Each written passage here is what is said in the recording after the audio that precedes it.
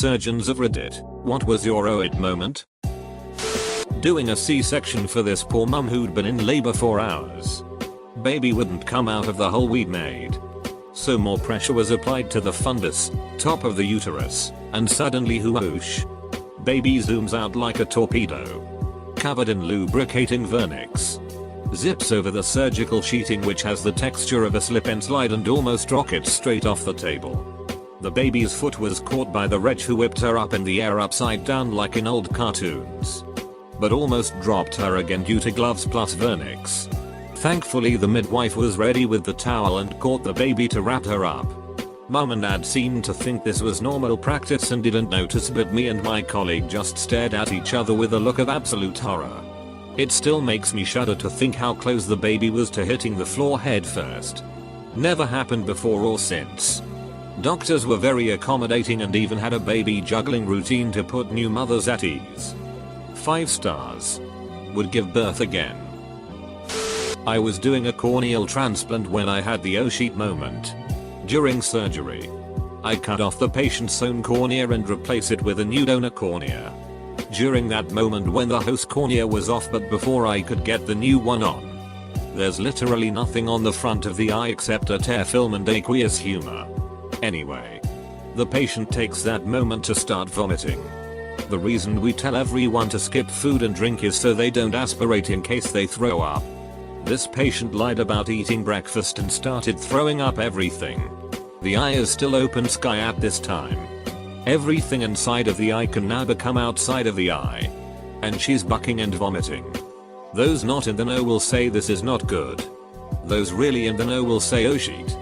Anyway, I had to grab the new cornea and start stitching as fast as I could on a patient actively throwing up.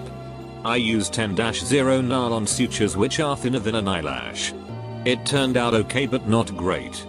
Don't lie about eating breakfast before surgery. Folks. I worked at an ASC for years and it's unreal how many patients come in with full stomachs. I think they need to be made aware of the horrors of eating before surgery. Whenever I'm going under I fast for 12 hours at the least to make sure every single thing has processed and left me. I'm terrified of these anesthesia scenarios. Happened at my hospital. A mentally ill young woman who was pregnant at the time was in denial. Locked herself into her room when she realized the contractions were coming. She basically didn't push and the baby didn't come naturally. Her family called 911 because of the smell. The ER realized her baby had died inside her and was basically rotting due to the smell. She was taken to the OR to remove the baby and apparently all the nurses and surgeons were vomiting because once they opened her up the smell was overpowering and it was traumatizing to see a rotting baby. Edit, not a surgeon. I'm a hospitalist physician. Not a surgeon. Thought I'd share this though. Husband went in for a routine colonoscopy and as they were prepping him, anesthetist asks him if he's a ginger. My husband tells him yeah. When he was a kid growing up, he had fire engine red hair. Though it's faded to a more strawberry blonde now. The anesthetist laughs and says, okay. I gotcha. We'll give you the redhead dosage and winks. Well, my husband thinks it's a funny. Until he wakes up at the tail end of the procedure, pun intended, and doctors are just chatting it up and what have you. Turns out it's not a joke and redheads have some type of natural block to anesthesia.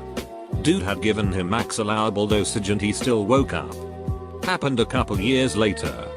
They gave him ketamine and some other shit to knock him out to get wisdom teeth out when he told dentist about the colonoscopy thing.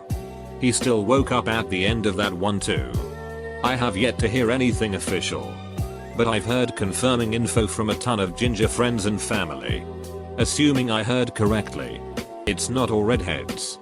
But a sizable, I've heard 10% tossed around a lot, percentage of the Irish and their descendants have massive resistance to depressant chemicals including alcohol and most general anesthesia. Anecdotally, a decent chunk of these people get angry when coming out of anesthesia. One family friend in particular had to be restrained from ripping his own breathing tube out and trying to fight everybody in this damn hospital.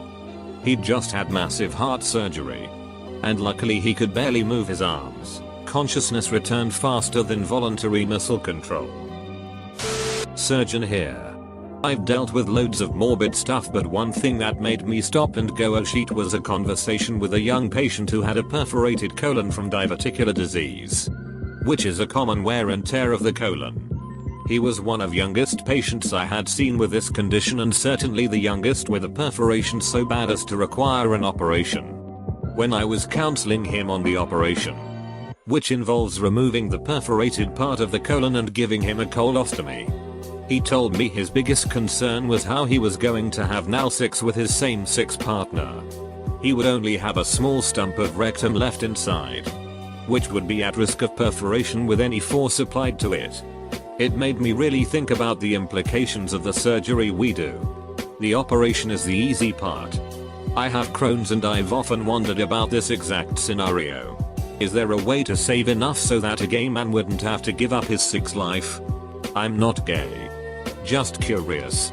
Bardum TSS. Edit. Guy to gay because my Puritan autocorrect disapproves apparently. When I was a new RN working the ICU in a large teaching hospital, I came into work one morning to a patient that was admitted that night. Intubated, breathing tube and sedated.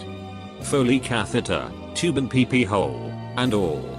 Long story short, he was extubated, breathing tube out, that same shift and was completely alert and oriented. He was an end-stage renal patient, meaning his kidneys didn't work and he needed dialysis, and was only in his late 30s. Said he never made urine anymore and didn't need the Foley catheter, so he wanted it out because it was hurting. Now the catheter bag had been empty my whole shift, which is normal seeing as how he didn't make urine anymore.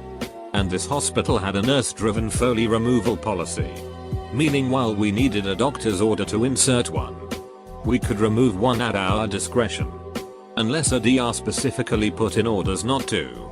This patient had no such DR order, so I went to remove the catheter. They are held in the bladder by a balloon on the end that is inflated with 10 milliliters of saline. I deflated the balloon, removing 10 milliliters of saline, and pulled it out. As soon as the catheter left his pen 15, blood started pouring out in a heavy stream. Turns out the nurse who placed it on admission hadn't advanced it far enough, since there was no urine production to indicate correct placement, and had inflated the balloon while still in his urethra, causing trauma. It would not stop bleeding. I had to hold this man's pen 15 shut to put pressure on it while my co-worker paged the resident, who came and looked at me with pity as he told me to just keep holding this 30-something-year-old man's pen 15 in my hands to staunch the blood flow until urology could get there to assess. It just kept gushing blood every time I eased up to check. For over an hour total I held this man's pen 15 and tried to make polite conversation until the urologist arrived. This is the worst one I've read so far. I'm not a surgeon, but when I was in med school there was a no-sheet moment for everyone, including the surgeons, anesthetists, nurses and students. They were prepping a patient for surgery and put him under, and the nurse said okay, he's out, before they were about to start slicing him open. The patient just had enough strength to move his head from side to side and said, "No, I'm not out yet." Everyone laughed it off, but if the patient didn't do that it could have ended badly. This is one of my worst fears. Not being out. Just immobilized and undergoing surgery due to a bad anesthesiologist. Not even sure if that could really happen, but I don't like thinking about it. Not a surgeon, but was working in obstetric theatre in UK mid-heatwave last year. This is important as maternity wards are kept quite warm, as newborn babies aren't good at regulating their temperatures. Combine this with a heat wave and the fact that in Britain we're not exactly used to high temperatures, and we have the perfect storm. Mid-emergency Cassery and the scrub nurse assisting the op starts feeling faint. This is unusual as this scrub nurse worked in these theatres full time, so this was her bread and butter. So I can only conclude it was the heat. She has to step out, so the show takes her place assisting the obs registrar with the section. This show looked extremely junior, as in first section ever, and they were trying to assist with the instruments in the uterus when they fainted. I had to jump in and grab the back of their theater gown to stop them faceplanting the open uterus, and then sort of gently tug backwards to let them fall into me when someone else has taken over assisting. This show was not exactly small. Thank God the baby was already out. This happened to my wife when she was having a planned C-section to deliver our youngest. There were some med students standing in viewing that morning. Real nice kids. We had no problems with them observing. Shortly after things got underway, one of the young men started to look wobbly in the legs. Then fell out, fainted. Took out a rolling tray of instruments, launching it across the room. As he rapidly descended towards inevitable fate of head meeting with cold hard tile, he was promptly carted off. And we never found out what happened to that young man. I only hope that, if he chose to remain in the medical field, his constitution has improved. I was the patient. I had a liver transplant and was having an ERC done to place a new bile duct stent.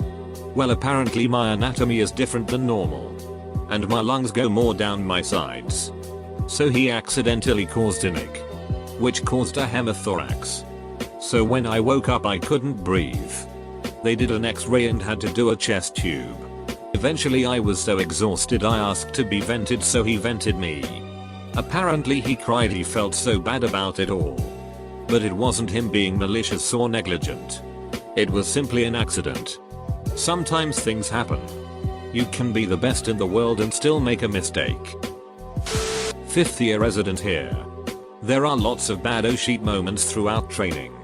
Such necrotizing soft tissue infections or takebacks for bad complications or deaths during cases. However, I'd like to share a recent positive O-sheet moment. 15 cm kidney tumor with thrombus into the vena cava. Big incision. Great exposure of the vasculature in the tumor. My attending and I are dancing around the aorta and vena cava. We are able to feel the tumor thrombus in the IVC. I was expecting that we'd need to cut and clamp the vena cava to get all the cancer out. But my attending literally squeezes the tumor out of the vena cava back into the renal vein. And then has me tie the renal vein off so the tumor doesn't slip back into the vena cava.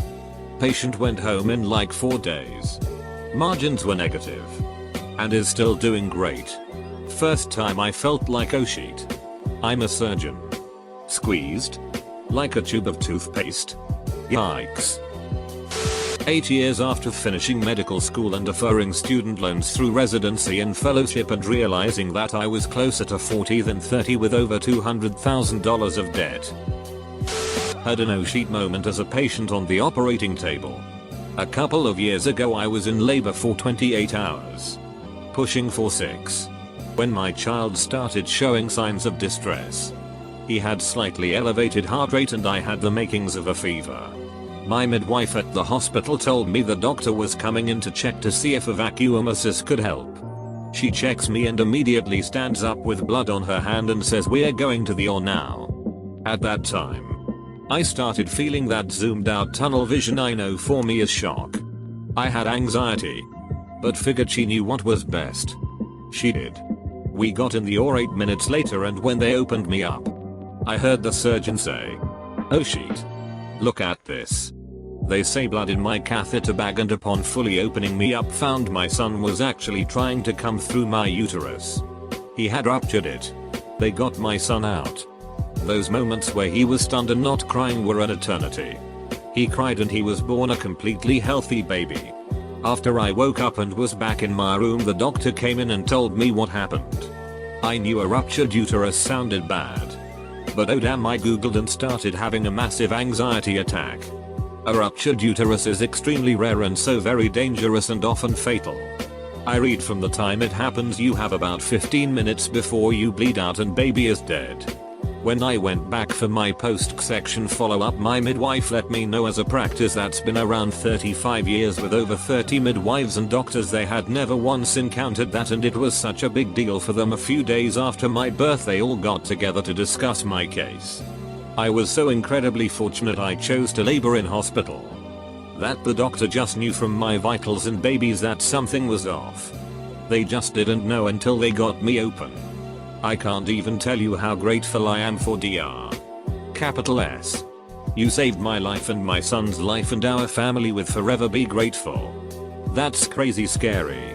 Glad you are both okay. Amazing that the doctor caught it. What are the future complications if you don't mind me asking? Would a future pregnancy be safe?